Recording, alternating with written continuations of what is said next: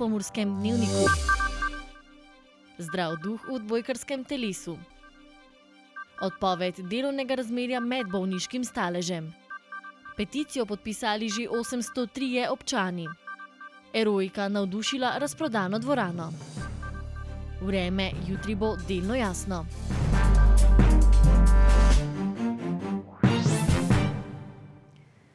Spoštovane gledalke, cenjeni gledalci, lepo pozdravljeni v Pomurskem dnevniku. Začeli bomo v športnem duhu. Odbojkarski klub Radenci je skupaj z Zavodom za turizem in šport Radenci ter s pomočjo občine v tamkajšnji športni dvorani pripravil športno prireditev Dan za več odbojke z namenom, da bi ta šport postal še bolj priljubljen in da bi pritegnil še več mladih talentov.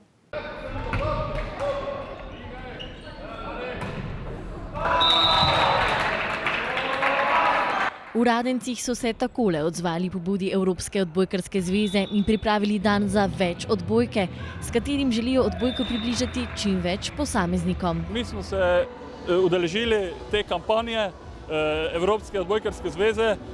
Zdela se nam je smiselna iz vseh zornih kotov, se pravi, da pridobimo čim več gledalcev tukaj na našo prelepo dvorano, da vidijo te lepe obraze mlade, ki igrajo odbojko. Tako so s kratkimi in dinamičnimi tekmami med mladimi in nekoliko starejšimi ljubitelji odbojke promovirali odbojko kot šport, ki je ne le zanimiv, ampak predvsem koristen. Odbojka je res da malo specifična, ne moremo igrati že kot čist mali otroci, ampak mi prakticiramo to, da se nekje v drugem, tretjem razredu lahko že začenjajo tiste igre z žogo.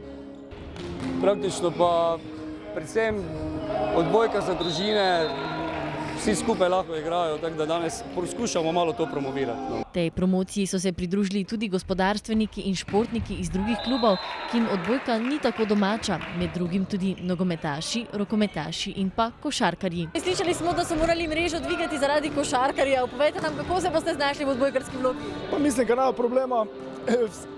Vsi moji soigralci so nekdaj igrali v šoli, smo igrali odbojko. Bomo videli, kako bo. Sama ideja tega dogodka se mi zelo dopade, mi je zelo všeč. Pozdravljam tudi poteze našega Bogdana, ki to vse pela v Radenci.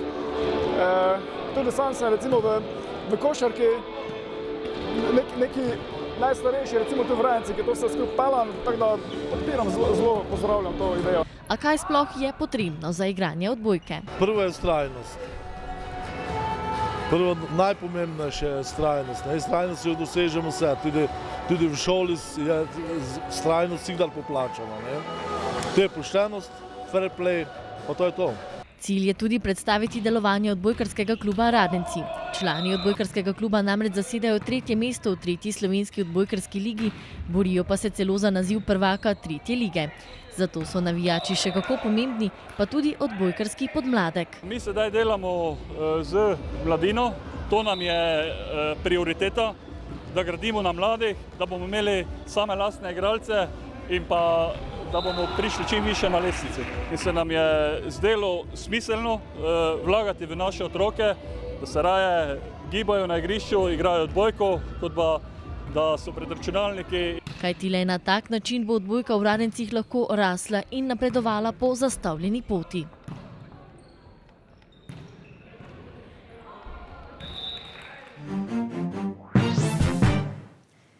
Delavec se v delovnem razmerju lahko znajde v izjemnih situacijah, ki jih ni vajen. Ena teh je gotovo odpoved pogodbe o zaposlitvi med bolniškim staležem. Ali je v takšnem primeru odpoved sploh dopustna? V studiu pozdravljam Matevža Kmetca, pravnega svetovalca Zavoda PIP, ki nam bo pomagal pojasniti pravice delavca v takšni situaciji. Lepo pozdravljeni. Dober dan. Ali je torej odpoved delovnega razmerja v času bolniškega staleža sploh možna? Vročitev odpovedi je možna, ne glede na to, ali je delavec na delovnem mestu ali je doma. Tudi sodna praksa se je izrekla o tem, da bolniški stalež na začetek teka odpovednega roka ne vpliva. Je pa res, da odvisno od drugih okoliščin potem, kako bo pa delovno razmerje prenehalo. Če imamo pogodbo za določen čas in se bo iztekla v času bolniške, potem bo delovno razmerje takrat tudi prenehalo. Vkolikor pa imamo pogodbo za nedoločen čas, ali pa pogodbo za določen čas pa se še ne izteče v času bolniške, potem pa so to drugi dejavniki, ki vplivajo na to, kdaj bo dejansko pogodba o zaposlitvi prenehala. In kakšne pravice ima potem delavec v času te odpovedi pogodbe? Povsem običajne pravice, kot jih ima tudi sicer, torej pripadajo mu tudi pravica do odpravnine, odpovednega roka, do regresa. Kako pa je določen odpovedni rok? Odpovedni rok je določen glede na razlog, zaradi katerega bo prenehalo delovno razmerje in od časa trajanja delovnega razmerja. Če bo na primer pogodba o zaposlitvi prenehala iz odpovednega razloga, iz poslovnega odpovednega razloga, bo minimalni odpovedni rok od 15 do 60 dni glede na čas trajanja delovnega razmerja. In če je delavec na bolniški in prejme torej odpoved iz poslovnega razloga, ter ima na primer 30 dni odpovednega roka, kdaj mu potem delovno razmerje preneha? Kdaj je tisto obdobje? Vkolikor se med tem časom bolniške ne bo iztekla morebitna pogodba o zaposlitvi za določen čas in če bo po preteku tega odpovednega roka še delavec na bolniški, potem bo pogodba o zaposlitvi prenehala naslednji dan, ko bi prišel delati ali je prišel delati, torej naslednji dan po izteku bolniške. Če pa gre za dalj časa trajajočo bolniško, pa bo pogodba o zaposlitvi ne glede na to najkasneje 6 mesecev od izteka odpovednega roka prenehala, če bo takrat delavec še vedno upravičen do bolniške. Verjetno pa vse najbolj zanima, kako je potem z odpravnino? Odpravnina pripada ne glede na to, če je delavec na bolniški ali ne, odvisno je samo od trajanja delovnega razmerja in se izračuna v določenem deležu glede na povprečje zadnjega tromesečja plač, ko delavec delal ali bi delal, če je bil na bolniški. Kaj pa regres, kaj pa neizrabljen dopust? Delavcu pripada sorazmerni del letnega dopusta in sorazmerni del regresa glede na število mesecev v letu, kolikor je trajalo njegovo delovno razmerje. Na to ne vpliva, če smo del leta bili na bolniški. Je pa res, da v primeru prenehanja delovnega razmerja v takšni situaciji, sploh če je dalj časa trajajoča bolniška, lahko pride do določenega dela dopusta, ki je ostal neizrabljen. V tem primeru Zakon o delovnih razmerjih daje možnost tudi, da se delodajalec in delavec dogovorita za nadomestilo za ta neizrabljen dopust, ampak je treba opozoriti, da to velja le ob soglasju obeh strank in le ob prenehanju delovnega razmerja, ne pa sicer. No, upajmo, da smo komu pomagali razjasniti njegovo situacijo. Hvala, da ste nas obiskali v studiu in hvala seveda za vse te odgovore. Hvala za povabilo. Peticijo za odstranitev migrantskega namestitvenega centra v Lendavi so doslej podpisali že 803 občani. To je okoli 30% prebivalcev mesta Lendava.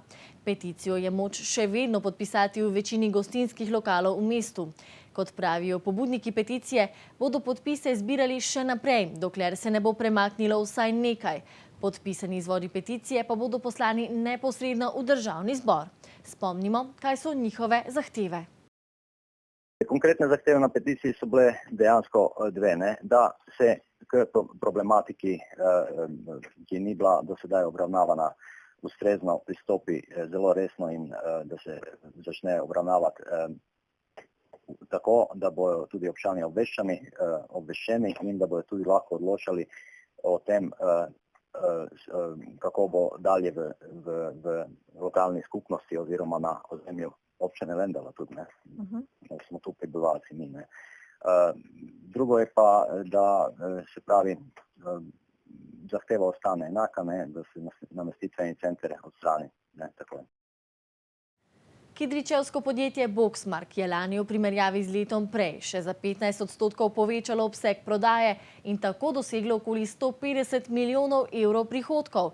S tem so presegli zastavljeni načrt, zaradi velikih investicijskih vlaganj pa so leto 2015 sklenili z izgubo. Kakšna je bila izguba zaradi vložkov v povsem novo halo v Kidričevem ter še nekatere naložbe v razvoj novih panog, direktor podjetja Marjan Trobiš še ni razkril, saj dokončni izračuni po njegovih besedah še niso opravljeni. Kljub temu pa je bilo leto zanje, kot je dejal, uspešno. Spomnil je še, da so samo lani število zaposlenih na lokacijah v Kidričevem, Otiškem vrhu na Koroškem in v Murski Soboti zvišali za skoraj 30%. Zaposlili so namreč kar 600 dodatnih ljudi, ki so jih morali najprej izobraziti, skupaj pa jih je zdaj že 2300. Tudi proizvodnja bo letos še naprej tekla na vseh aktualnih lokacijah.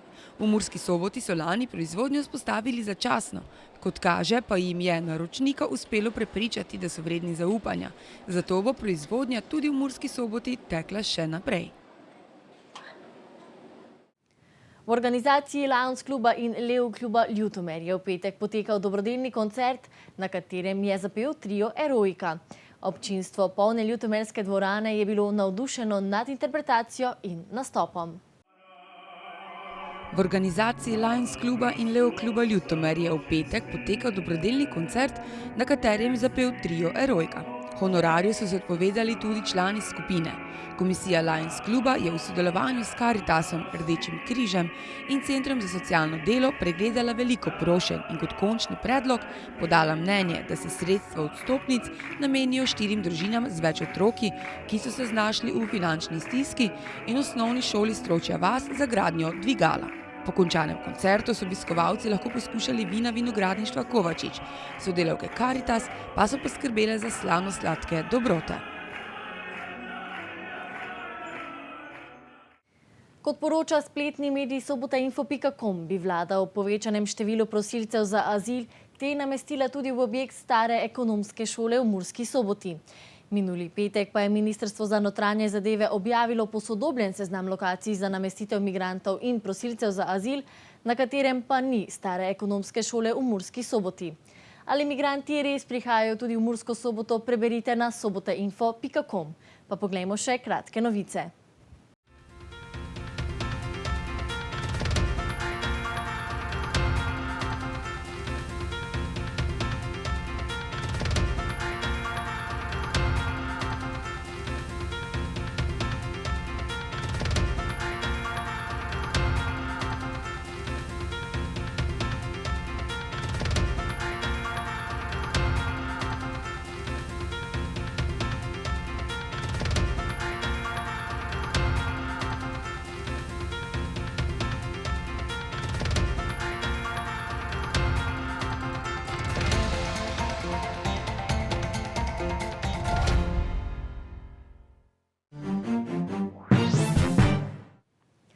Ena lastovka še ne prinese pomladi in čeprav se je danes že začela meteorološka pomlad, razen temperatur še nič ne kaže na spomladansko vreme. Poglejmo torej vremensko napoved. Danes je bilo delno jasno. Opoldne so najvišje temperature izmerili v Lendavi in v Murski Soboti, kjer je bilo 9 stopinj Celzija. 1 stopinjo manj je termometer pokazal v Radencih, najhladneje pa je opoldne bilo na Goričkem, kjer je bilo 6 stopinj Celzija. Jutri bo delno jasno z občasno povečano oblačnostjo. Zjutraj in deloma dopoldne bo ponekod po nižinah osrednje Slovenije nizka oblačnost. Popoldne bo ponekod zapihal jugozahodnik. Najnižje jutranje temperature bodo od -4 do 1, najvišje dnevne pa od 9 do 14, na severozahodu okoli 7 stopinj Celzija. V Murski Soboti in v Mariboru bo jutro delno jasno. Jutranje temperature se bodo gibale okoli ledišča. Čez dan bo ob delno jasnem vremenu pihal jugozahodnik, ozračje se bo ogrelo na 12 stopinj Celzija. V noči na četrtek se bodo padavine razširile nad vso Slovenijo. Meja sneženja se bo marsikje spustila do nižin. Dnevne temperature se bodo čez dan gibale okoli 8 stopinj Celzija. Veter bo oslabel. V petek se bo od zahoda delno zjasnilo, le na severovzhodu bo ostalo zmerno do pretežno oblačno. Sobota bo prav tako oblačna. Toliko smo vam v Pomurskem dnevniku pripravili za danes. Več vsebin si oglejte na naši prenovljeni strani tvideja.si. Nasvidenje, do jutri.